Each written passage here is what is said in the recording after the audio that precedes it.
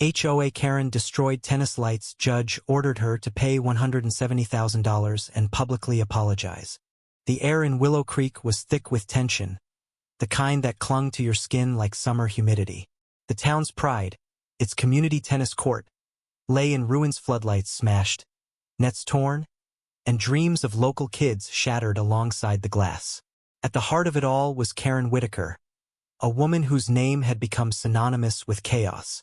Karen, a 52-year-old HOA president, had always ruled the neighborhood with an iron grip, her clipboard a scepter, her voice a law.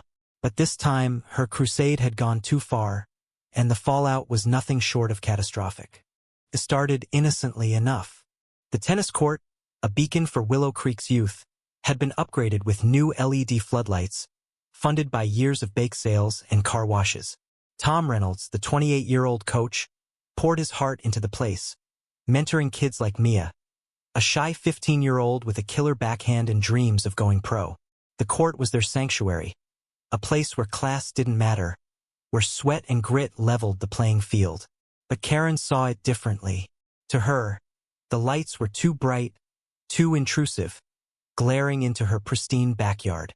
She'd filed complaints, sent emails, and even stormed town hall meetings, her voice shrill with entitlement. "Those lights are a nuisance," she declared, ignoring the kids' pleas. No one expected her to take it this far. Late one October night, fueled by a cocktail of indignation and wine, Karen grabbed a crowbar from her garage and marched to the court. Under the cover of darkness, she swung with a fury that surprised even her, shattering every floodlight in a symphony of destruction. Glass rained down, sparks flew, and by the time she was done, the court was a graveyard of broken dreams. The next morning, the town woke to the wreckage. Mia, arriving for practice, dropped her racket, tears welling as she saw her future in pieces. Tom, usually calm, felt his blood boil. The community was outraged, but Karen? She stood by her act, claiming it was her right to protect her peace.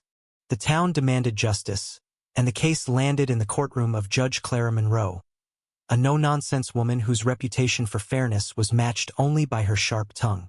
The trial was a spectacle. Karen, unrepentant, argued she was defending her property value. "Those lights devalued my home," she snapped, her manicured nails tapping the stand.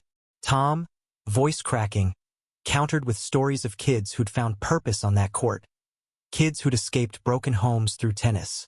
Mia, called as a witness, spoke softly but with a fire that silenced the room. "That court was my chance. She took it." The twist came unexpectedly. During the trial, a quiet figure emerged from the crowd. Mr. Ellis, a retired electrician who lived across from the court. Frail and soft-spoken, he'd never been one for confrontation, but he had a bombshell. He presented grainy security footage from his porch camera, showing Karen's rampage in vivid detail, her face illuminated by the very lights she despised. The courtroom gasped.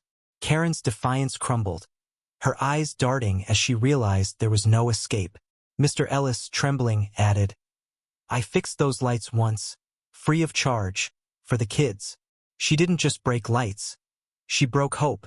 Judge Clara's verdict was swift and merciless.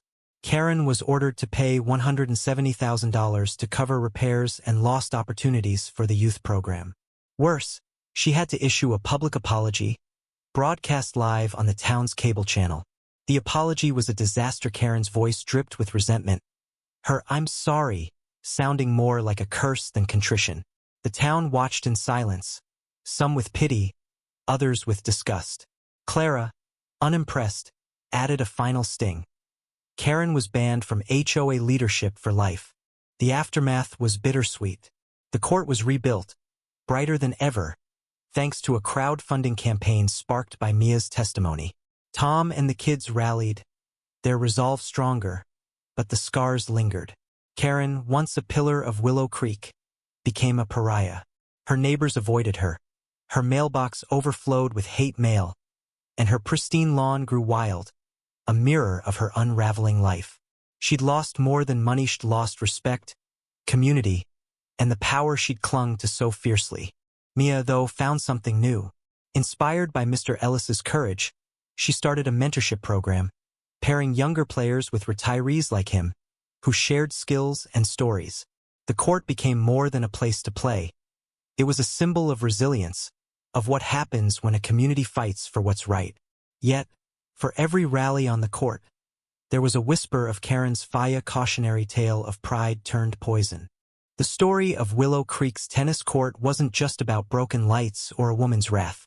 It was about the cost of selfishness, the power of quiet heroes, and the fragile line between justice and vengeance.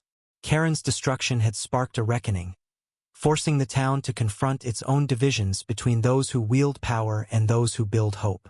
As the new lights blazed, casting their glow over laughing kids and a healing community, one truth lingered. Some damages can be repaired, but others, like trust, take far longer to mend. What do you think? Was justice served, or did Karen's punishment go too far? Share your thoughts on where the line lies between accountability and retribution. Word count: 900.